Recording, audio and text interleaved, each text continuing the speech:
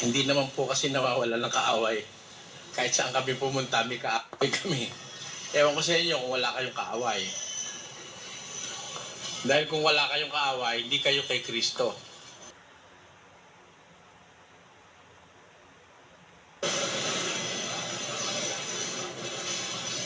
Hindi naman po kasi nawawala ng kaaway. Kahit saan kami pumunta, may kaaway kami. Ewan ko sa inyo kung wala kayong kaaway. Dahil kung wala kayong kaaway, hindi kayo kay Kristo. Ang tao po kasi pag naging kay Kristo, automatically nagkakaroon ng kaaway. Naniniwala po kayo ron? Kaya ko sinasabing pag ang tao naging kay Kristo, tiyak na magkakaroon po siya ng kaaway. Sa dahilan mga kababayan na ang nasa panig ng Diyos o nasa panig ni Jesus, meron po siyang kalaban. Agad siyang may kalaban. Pag pumanig ang tao kay Jesus o sa Diyos, meron po siyang kaaway. At ang pangunahing kaaway niya ay si Satanas. Nandun po yan sa 5:8-9 ng unang Pedro. Ganito po ang ating mababasa doon. Meron pong kaaway ang mga lingkod ng Diyos mula ng unang. Inyong wikang kalaban na dyablo, gaya ng liyong umuungal, ay gumagala, humahanap ng masisila niya. Ang away pong ito ay hindi po kagustuhan natin na tayo'y makipag-away. Ito'y kagustuhan ng Diyos. Yung iba nagkakamali, akala mo pagka sa Diyos ka, banayad na banayad ka, mahinhing ka magsalita, at ikaw walang kalaban. Ganon nilang mga pastor. Para bang pagka sa Diyos ka, napakalumanay mo, hindi ka marunong magalit, ganon. Hindi nila alam, ang Diyos ang nagpundar ng away na ito. Pakinggan nyo sa Genesis 3, versikulo 15. Si Eva, at nahulog sa pagsalangsang si Eva at si Adan, merong ganitong sinabi ang Diyos dun sa ahas. Pakinggan nyo po. At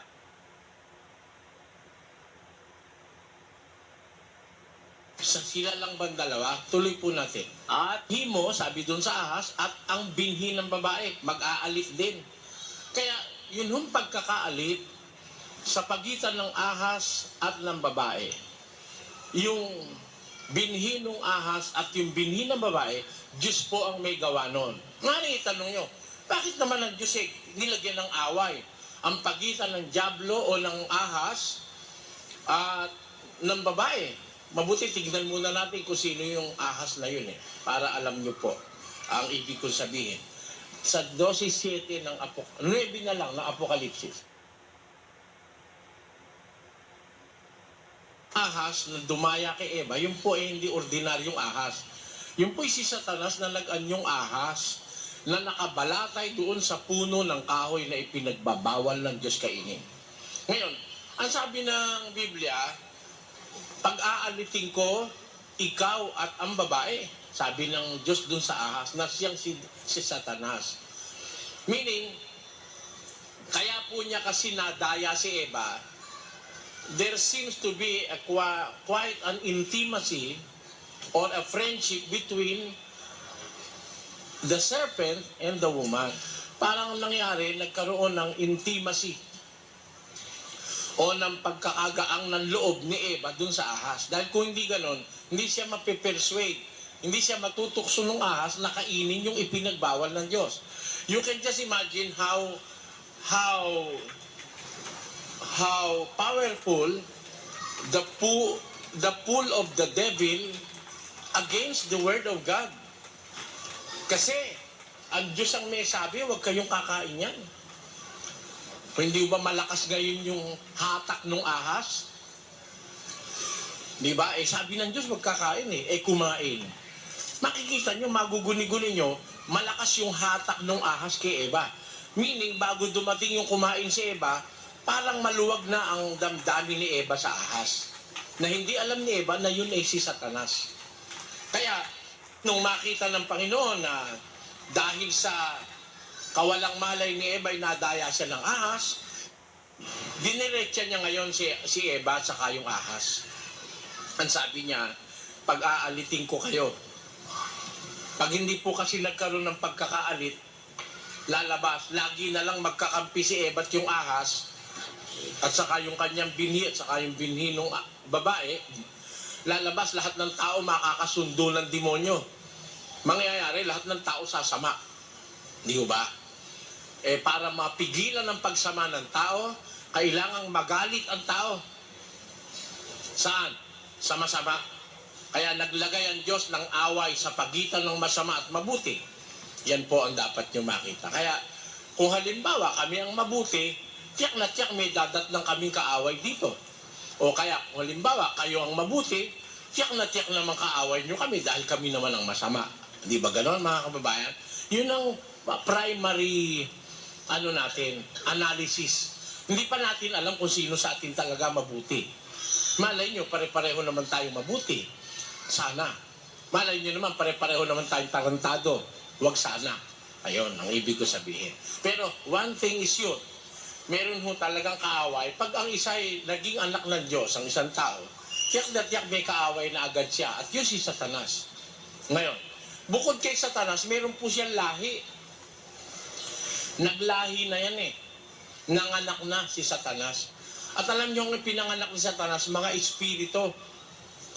Mga espiritu namang napupunta sa mga tao. Ang tawag puro espiritu ng mga demonyo. Espiritu ng mga demonyo. Na yun po naman, ay sumasakay sa mga tao. Kaya meron ngayon siyang lahi, si Satanas. Nasa mga tao naman. Pakinggan niyo po sa 8:44 ng Juan.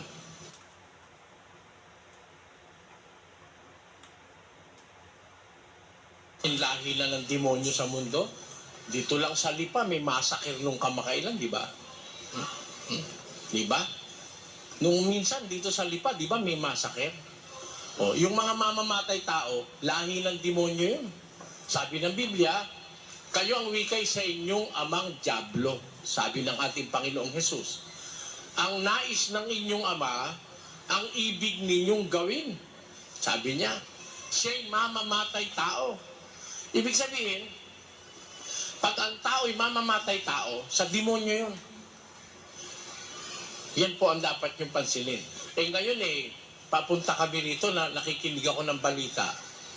Meron na naman daw isang batang 4 na buwang taon o 4 na buwang gulang.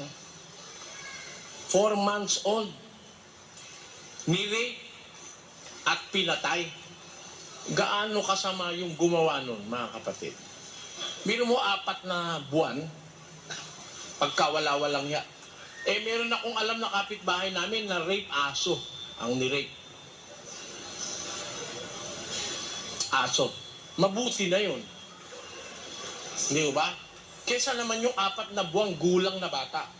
Ay, wasak daw yung pag-aari ng bata at punong-puno ng dugo, patay. Iniwang patay.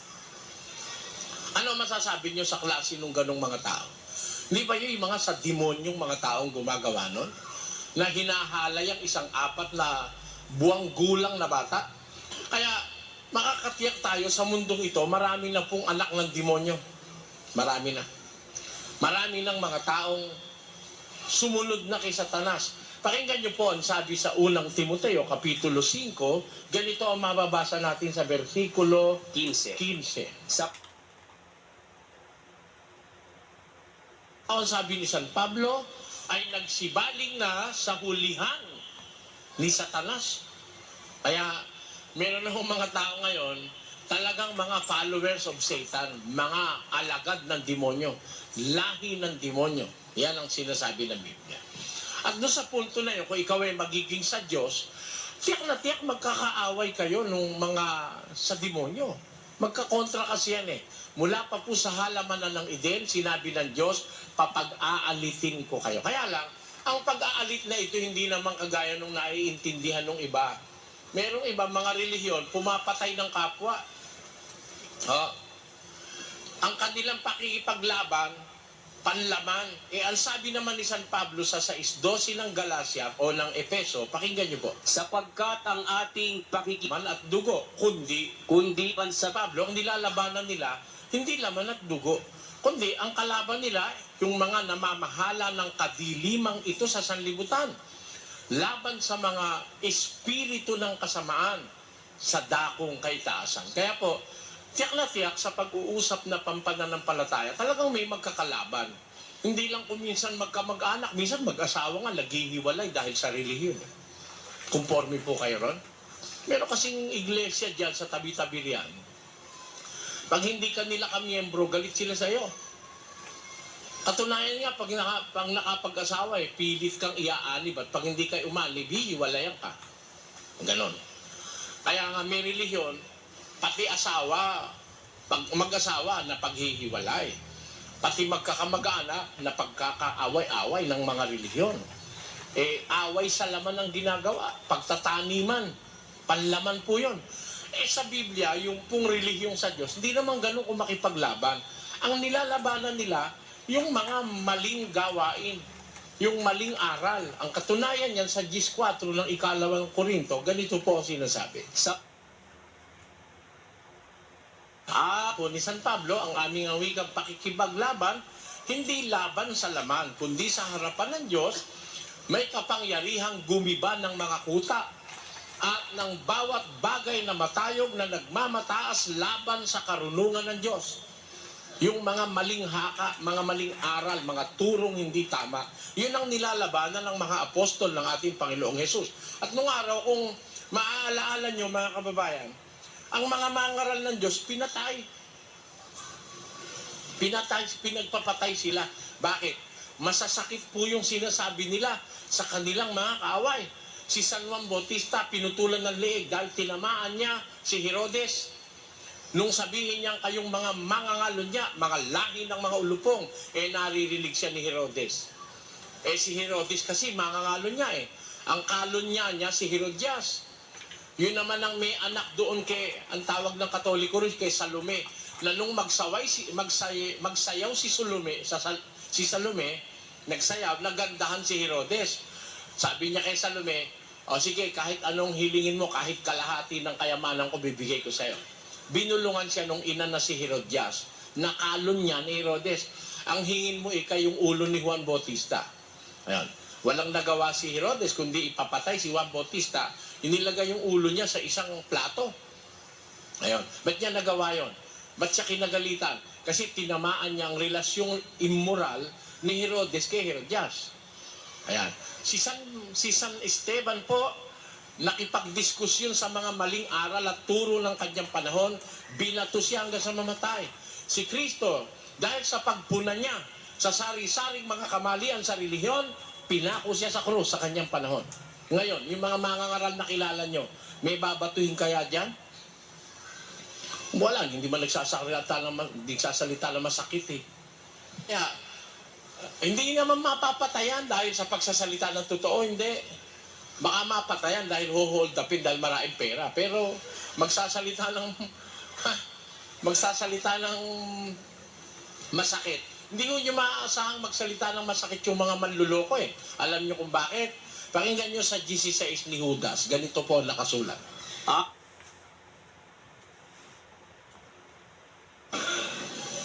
Ba't sila magalang? Hindi sila masakit magsalita. Hindi kagaya ni Soriano. Kasi may target sila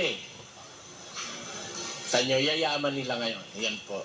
Kaya naman kami, sa kabaligtaran, ayoko namang maging kapareho nung iba na nambobola sa mga tao. Ako po ayoko ng bulahan. Gusto ko totoo. Kung galit kayo, bahala kayo. Total, hindi ko naman kayo kamag-anak, di ba? Ano ba sa akin kung magalit kayo? hindi naman sasakit ang ulo ko dahil nagalit kayo sa akin, ano? Unang-una, hindi ko kayo kamag-anak. Wala naman ako utang na loob sa inyo. Di ba? Ngayon, kahit hindi ko naman kayo kamag-anak, mahal ko naman kayo. Dahil hindi ko naman pupuhunanin ang buhay kong magsalita ng masakit para lang mga kababayan kong niloloko ay makalayas sa panluloko. Hindi naman ako mamumuhunan ng buhay. Yun po ang aking prinsipyo. Kaya ako naman nakahandang mamatay Pag alis ko sa bahay, isa-isa kong nagpapaalam doon. Tinaalis ako, kamakalawa na doon kami sa, asan ba tayo, lupalop ng bansa? Sa Bicol. Ha? Sa Lucena, nung isang araw, nung isang linggo, nasa Binangonan Rizal kami. Bawat alis ko sa bahay, nagpapaalam ako sa aking ina at doon sa aking mga mahal na apo at mga anak. Alis na ako, anak. Alis na ako, nanay. Alis na ako, mga apo. Kiss muna, kiss. Sabi ko sa mga apo ko.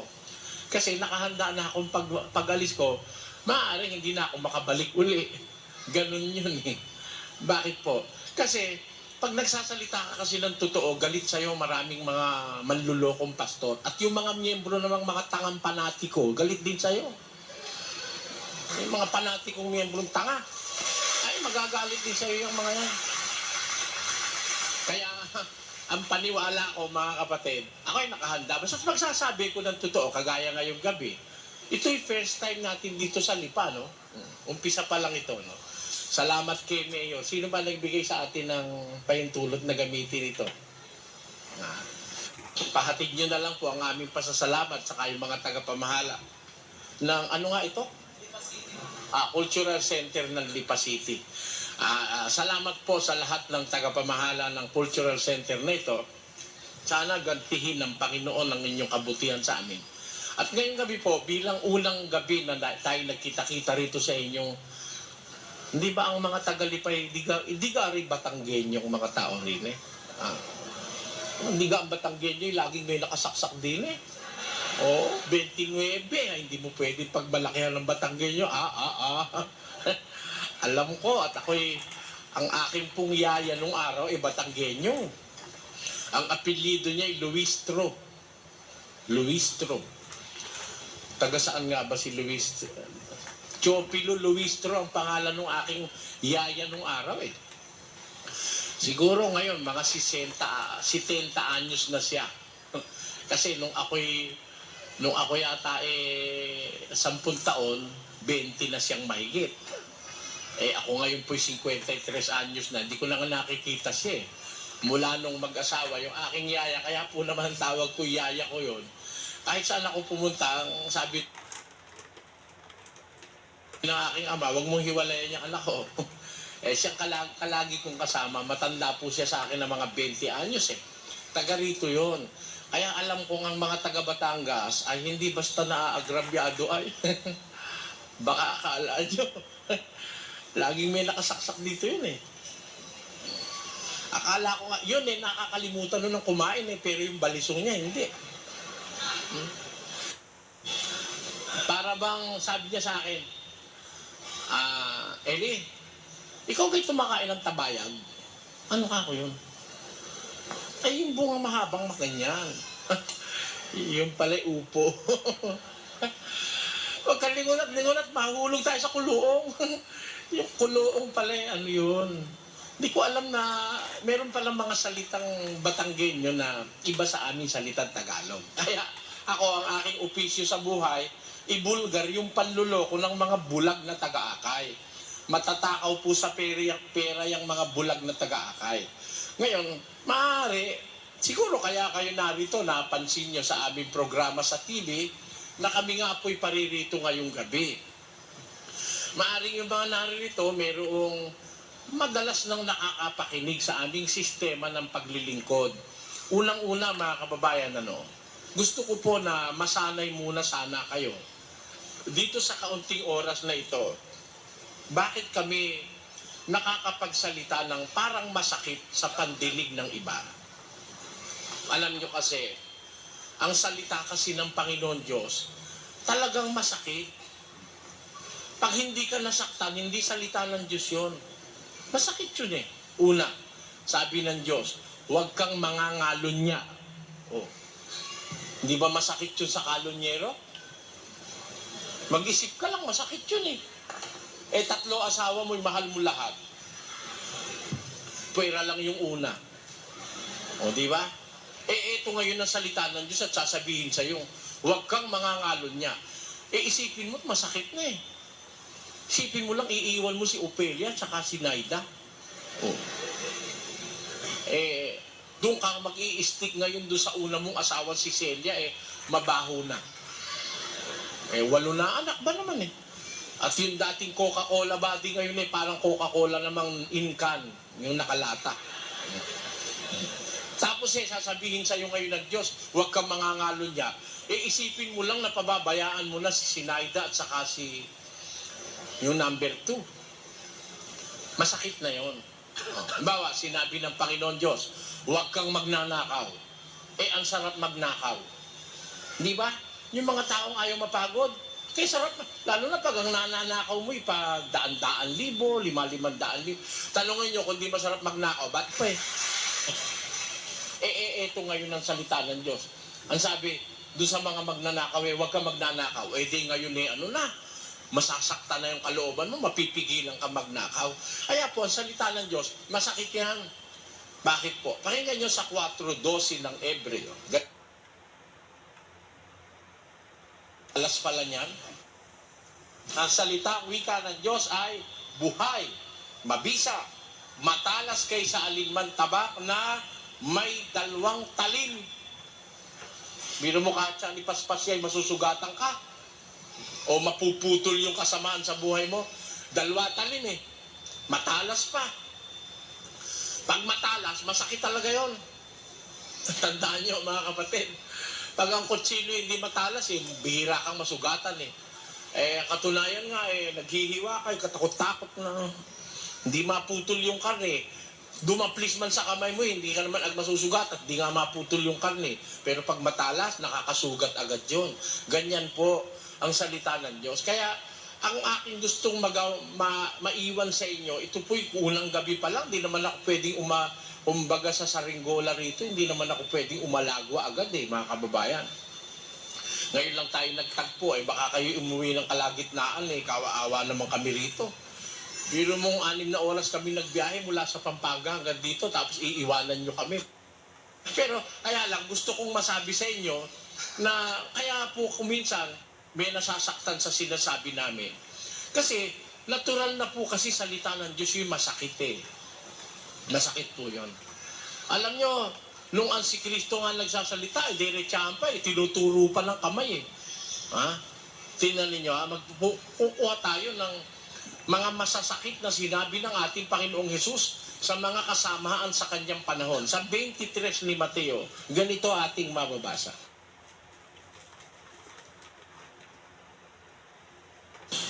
Sa aba ninyo,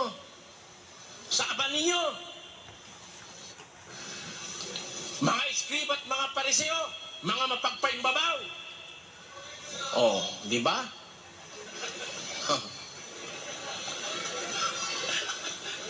Alam niyo ba anong sabihin ni Jesus yun? Sa aba ninyo, mga iskribas at mga pariseo, mga mapagpaimbabaw, sapagkat inyong nililinis ang labas ng kopa, dadapot sa loob. Punong-puno ng mga maruruming bagay na kasuklam-suklam. Ang unang pagbasa sa kopa, at sa Diyos, sa alak. Ni Jesus yun, sa aba ninyo, mga taga-akay na bulag, mga mapagpaimbabaw, sinasala ninyo ang lamok, pinalulusot ninyo ang kamelyo. Sira. Anong klaseng salaan ang dala nun? Bakit? Biro mo nakalusot yung kamelyo, nasala ay lamok. Kung talagang babasahin mo yun, yun sa talagang gustong sabihin ng Panginoong Hesus, sa aba ninyo, mga iskriba at mga pariseo, mga mapagpaimbabaw, sinasala ninyo ang lamok, nilulunok ninyo ang kamelyo. Tama o hindi? Huwag mo naman sabihin sa akin, sabihin ni Jesus yun sa aba ninyo, mga iskriba, pariseo. Ganon? Hindi ganon. Sinabi niya yung masakit yun Natural, matindi dating nun. Kaya naman ang utos niya sa mga ngaral niya, 58:1 ng Isayas. Pakinggan niyo mga kababayan. Utos ng Diyos yun. Humiyaw ka ng malakas. Huwag ka magpigil. Ilakas mo ang iyong tinig na parang pakakak. Ipahayag mo sa aking bayan ang kanilang mga pagsalangsang. Ganun ang gusto ng Diyos kasi. Sabihin mo yung mga kasama ang ginagawa para ang tao makapag-isip na hindi tama yung ginagawa. Saan kayo nakakita nanghihilot na ang ugat nalinsad yung ugat halimbawa o kaya buto. Ang ginawang hilot ganon. Ganon. Hindi nga masakit. Pero hindi gagaling yung hilot. Yung pila, hindi ka? Para gumaling. Ito, isa lang ito, minsan lang. Hakatakin ko ha, ingat ka, ilambot mo. Ito na. Nauli. Tamo, masakit. Pero nauli. Naalis yung pilay. Kesa naman doon, magdamag kang gaganunin. Hindi gagaling yun. Ganyan. Kaya po ang mga mangaral ng Diyos, inutusan ng Diyos na para gumaling ang mga tao sa maling gawain, isigaw mo yung kanilang ginagawang masama. Paano mo sisigaw?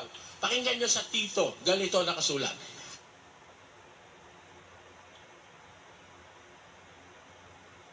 Tinungaling, sabi ni San Pablo. Mga masasamang hayop. anong sabihin kaya ni Pablo ito? Ang mga taga-Kreta, mga sinungaling, masasamang hayop. Ganun ba? Hindi ganun. Ulitin mo nga, kapatid na Willie. Katangian ng katarantaduhan nandito pala sa mga taga-Krete. Mga sinungaling, masasamang hayop, matatakaw, mga tamad. Anong sabi ngayon ni San Pablo? Tuloy ang basa. Ang patotong ito ay May kabagsikan. Bagsikan mo. Bakit? Para gumaling. Mga tarantado yung taga-Krete. Di ba? Mga masasamang hayop, matatakaw, mga tamad, mga sinungaling. Dahil dito, sawayin mong may kabagsikan sila upang sila'y magpakagaling sa pananampalataya. Sa puntong yan, maipinakikita ko lang po sa inyo mga kapatid, na kung ikaw sa Diyos na nangangaral ka ng salita ng Diyos, hindi pwedeng yung salita ng Diyos na mabagsik, banayarin mo. Hindi pwedeng yung salita ng Diyos na malakas, pahinain mo. Hindi pwede naman yung salita ng Diyos na mapakla, mapait, patamisin mo. Mali yun.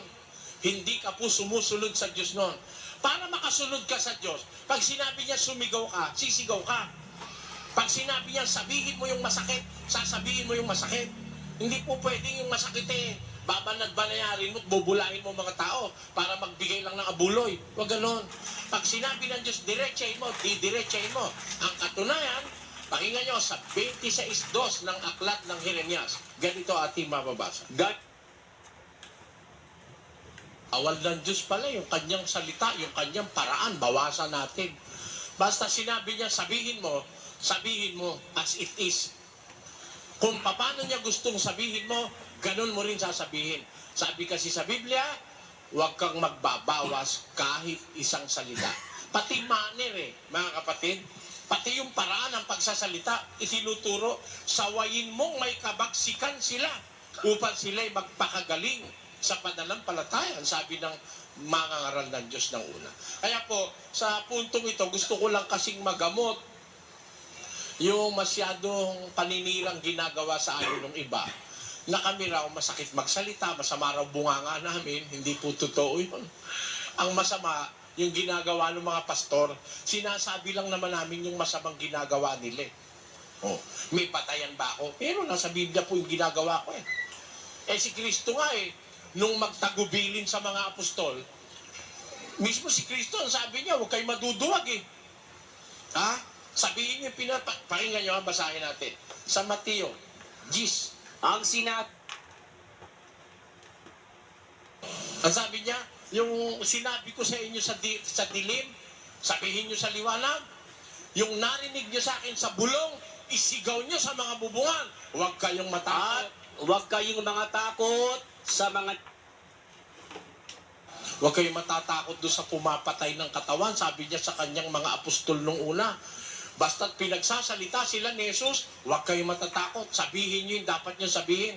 Bakit? Sapagkat walang bagay na natatakpan na di mahahayag at walang bagay na natatago na di malalaman o mabubunyag. Kaya po, kailangan ibunyag talaga yung mga kamali at katiwalian sa relihiyon para po ang tao makapag-isip. Tingnan ninyo, sa awa ng Panginoon Diyos, nung una kaming pumunta rito sa Lipa City, may diskusyon kami noon sa saksi ni Jehovah. Saan ba tayo? Isimbahan yata yung pinuntahan natin dito nun sa Lipa Siguro mga 10 taon na po nakakaraan nun. Nung unang pumunta kami dito nagbasa lang ako ng ng medyo masakit-sakit May nagalit Oh. Sa kahabaan ng panahon, tingnan ninyo. Ngayon, pagpunta ko uli rito, hindi pa ako nagbabasa ng masakit, may nagagalit na yata. O, di ba? Talagang gano'n Wala kang magagawa. Yun na talaga ang pangyayari. Matatapos na ang mundo, ganun talaga ang pangyayari. Kailanmat may magsasalita ng totoo, merong galit dahil merong tao ayaw ng totoo. Nagbasa lang ako ng ng medyo masakit-sakit May nagalit Oh. Sa kahabaan ng panahon, tingnan ninyo. Ngayon, pagpunta ko uli rito, hindi pa ako nagbabasa ng masakit, may nagagalit na yata. O, di ba? Talagang gano'n Wala kang magagawa. Yun na talaga ang pangyayari. Matatapos na ang mundo, ganun talaga ang pangyayari. Kailanmat may magsasalita ng totoo, merong galit dahil merong tao ayaw ng totoo. O sige, tutol kayo, may tao ayaw ng totoo. Merong tao gusto binubula Yun pangit nga Ang ganda mo. Totoo? Oh. Pero talaga naman pangit. Pero yung tao, sabihin mo, pangit totoo. Ang totoo lang, pangit ka. Sabihin mo ganon. Ay, magagalit sa'yo. Di ba? Pero yung talagang pangit, bulahin mo. Ay, naku, gustong-gusto. Baka pamilyendahin ka pa. O, di ba? O minsan meron tao ganun Ayaw nila ng totoo, gusto nila hindi totoo. Ganun po sa relihiyon. Kaya, mga kababayan tagarit sa Lipa, nakakatakot kasi kayo Alam niyo kung bakit? Ilan sa inyo may dalang baliso ngayong gabi? Ganyan po talaga pero kung ako naman matatakot. Kung ako matatakot, sabi ni Jesus, huwag kayong matakot sa pumapatay ng katawan. Kung ang mga apostol lang ni Jesus kung magsalita, huwag kayong matakot. Pag nagsasalita kayo ng totoo, huwag kayong... Pagka may tatama ang tao, iniiwas nila yung salita ng Diyos. Para huwag silang makasakit ng damdamin. Alam nyo, mga ganon, mga kababayan, may hidden agenda yon. May nakatagong intention yon. Alam nyo kung ano yung nakatagong intention? Sabi ng Biblia, sila'y nagpapakita ng galang sa mga tao dahil sa pakikinabangin. O ano tawag ng Biblia ron sa mga yon? Pakinggan nyo sa Roma 16. Ganito mababasa natin sa 18. Naman pala naglilingkod kay Kristo, ang pinaglilingkuran pala ng mga tiyan. Yung sarili nila tiyan. O paano sila kung magsalita? Tuloy. At mamagitan ng wika ng kanilang mabubuting pananalita, maiinam na talumpati, nananalumpati, walang Biblia. O di ba? Magmasid kayo mga mangaral ngayon, puro mananalumpati. Nagbababasa ba ng sitas? Babasa isang sitas. Pagkabasa, magkukwento na. Ikot ng ikot yung sa stage. Ano po ang sabi, dear brothers and sisters, ang unang sikreto ng pag-unlad, alin? Magbigay ng ikapo. Yan ang number 1. Huwag niyo kakalimutan yan. Mga brothers and sisters, nakikinig ba kayo? Opo, amen, praise the Lord, hallelujah, praise be to God, praise be to Christ Jesus. Diba, ganyan. Kaya walang magagalit eh. Ngayon, ang pangalawa na sikreto ng pag-unlad, magbigay ng love offering. Amen? Taas nyo kamay nyo, taas ang kamay, taas ang kamay. Ayan, may papataas ang kamay. Tataas mo naman. Yan, yung palad nyo, bukas nyo, yan, yan. Di ba? Pagka ganyan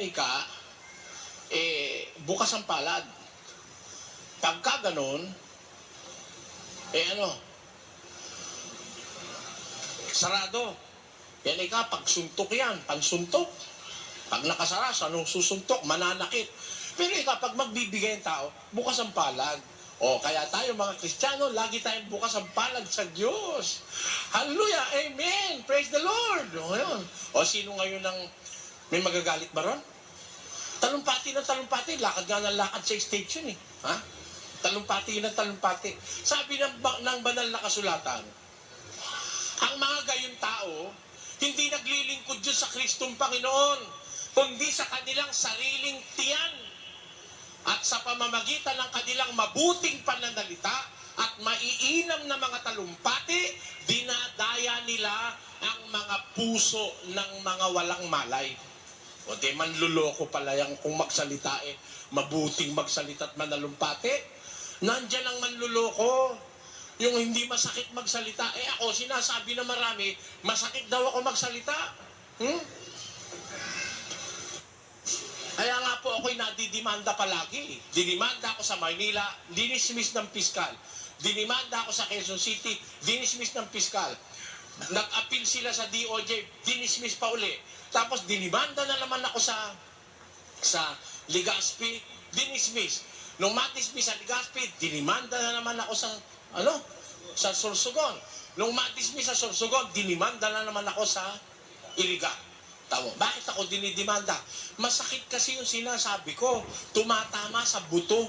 Maiitim ang nasa sa kapwa. Bakit? Sa pamamagitan ng kanilang mabuting salita at mainam na talumpati, dinadaya nila ang mga puso ng mga walang malay. Naman daraya. Kaya sabi ni Jesus, alam niyo sabi ni Jesus, doon tayo mag-iingat. Tinan niyo ha? Tinan niyo to. Tinan nyo nga kung kasali ko rito, mga kababayan. Kayo hahatol, ha? Kilala nyo na ako, napanood nyo ako sa TV. Tingnan nyo kung kasali ko rito sa sinabi ni Jesus na ito. 7:15.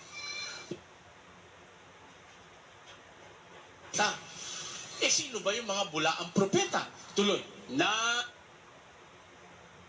Yung palang bulaang propeta, kung lumapit sa tao, maamo. Maamo damit tupa Kaya maamo Parang kordero. Brothers and sisters,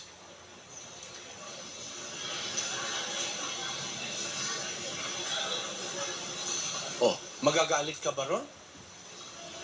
Wala namang nakakagalit doon sa ginagawa kahit na matapos na lahat ng misa at lahat ng seremonyas, wala kang ikagagalit. Mabanayad na banayad, kumilos. Di ba?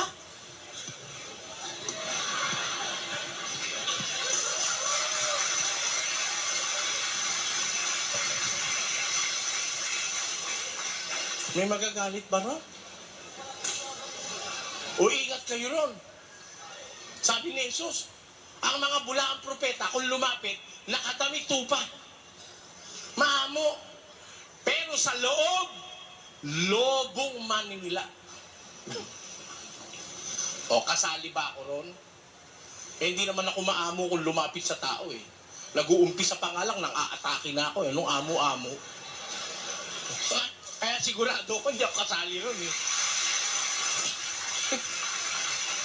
Ay, matalino lang kayo, maintindihan nyo naman yung sinabi ni Jesus di ba? Ang mga bulaang propeta, yun ang kung magpakita sa tao'y maaamo. Magiliw, lagi nakangiti, parang kandidato, kamay dito, kamay dun. At saka talagang maiinganyo ka. Biro mo naman marunong silang magkakaway. Magandang gabi mga kapatid. God bless you, God bless you. Thank you, there is Jesus. Thank you, there is Jesus. Sino magagalit doon? Yung mga kamay niyong itinaas, sino mang mahipo niya ang gagaling? Help me, Jesus. Gagaling, help me, Jesus. Ayan, paano ka? Sino ba magagalit sa mga ganun? Sige nga, pag nagalit ka ron, luko-luko ka. Wala namang sinasabing masakit eh. Di ba? Wala eh. Wala. Lalo na yung mataba doon sa Channel 9. Lord, tignan mo ang mga prayer request na ito, Lord. Pagpalain mo lahat ang mga ito, Lord. Lord, ikaw po ang una, Lord. Eh ngayon, may magagalit pa ron. Ingat kayo. Sabi ni Jesus sa mga bulaang propeta, ingat kayo. Marami yan. Dito sa Lipa, marami. Mga bulaang propeta. Nadaanan ko mga kapilya rito eh. Kapilya ng mga tulisan, marami rito.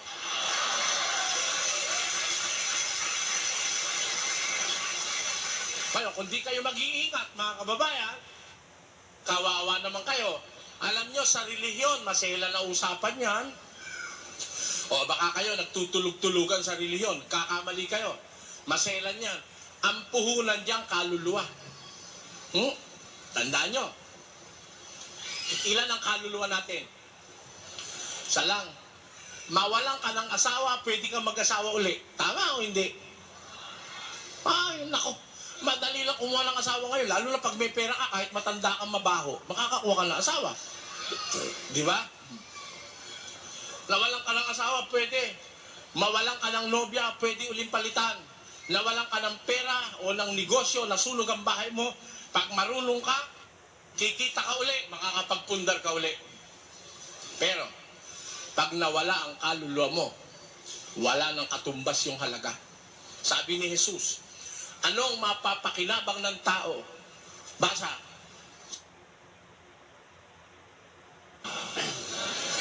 Hindi. Bakit buong lipa lang ang iyo, okay na. Di ba? Pero ano mapapakinabang ng tao? Makamtan niya man ang buong sanlibutan at mapapahap. itutumbas kahit buong sanlibutan, hindi katumbas ng buhay mo eh. Ninyo, mas mahalaga ang buhay kaysa sa buong sanlibutan. Kaya pag yan ang napahamak, awa-awa ka naman. Hindi mo na maibabalik. Kaluluwa, pinag-uusapan dyan. Buhay.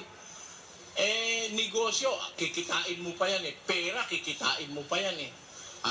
Nobya, makakakita ka ulit. Kahit nga asawa eh. Hindi na ako makakakita. Talagang mahal ko misis ko. Sabi niya, oo nga, pero lilipas din yan. Di ba? Tanungin niyo mga sarili niyo. Kahit naman gaano kamahal mo talaga asawa mo, lumilipas din yun eh. Pagka nga matandaan na eh. Kami ka, para na lang kami magkapatid, ano? Pagkasawa na doon sa misis niya, kinakalabit, pagod! Matulog ka nga! Sabi ko, ayaw na. Ayaw na kay misis. Pero palagi ko, iba ko kakalabit. Ay, gustong-gusto. Di ba? Sasabihin pa, may pangako. Talaga, may pangako naman. Hanggang sa dulo ng walang hanggan. Tamo. Napakawalang yapan ng pangako. Meron ba naman dulo yung walang hanggan?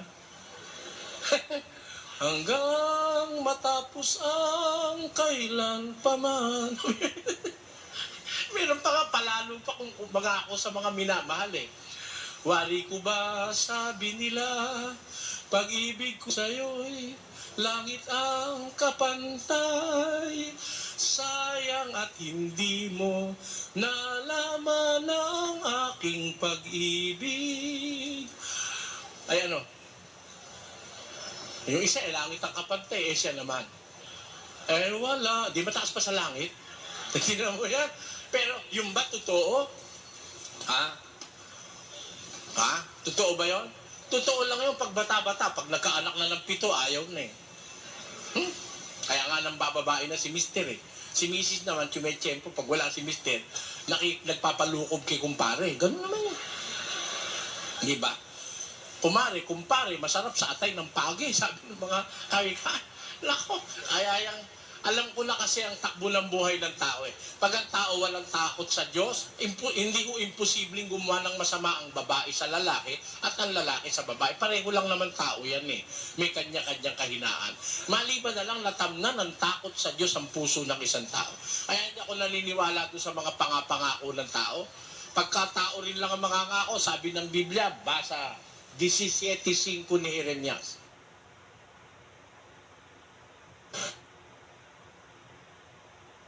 Oo. Ha? Ha? Totoo ba yon? Totoo lang yun pag bata-bata. Pag nagkaanak na ng 7, ayaw na eh. Kaya nga nang bababae na si Mister eh. Si Mrs. naman, tumetsyempo, pag wala si Mister, nagpapalukob kay kumpare. Ganun naman yun. Di ba? Kumpare, masarap sa atay ng pagi. Sabi ng mga kawika. Lako, alam ko na kasi ang takbo ng buhay ng tao eh. Pag ang tao walang takot sa Diyos, hindi ko imposibleng gumawa ng masama ang babae sa lalaki at ang lalaki sa babae. Pareho lang naman tao yan eh. May kanya-kanyang kahinaan. Maliban na lang natamnan ng takot sa Diyos ang puso ng isang tao. Kaya hindi ako naniniwala doon sa mga pangako ng tao. Pagkatao rin lang ang mangangako, sabi ng Biblia, basa 17:5 ni Jeremias. Ganit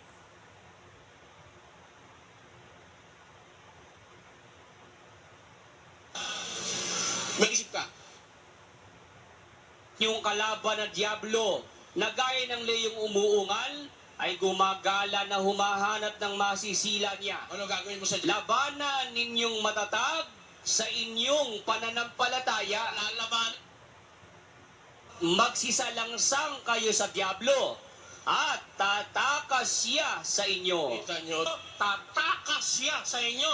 Doon lang tatakas pag nilabanan mo siya. Ano ang panlaban sa demonyo? Yung pananampalataya.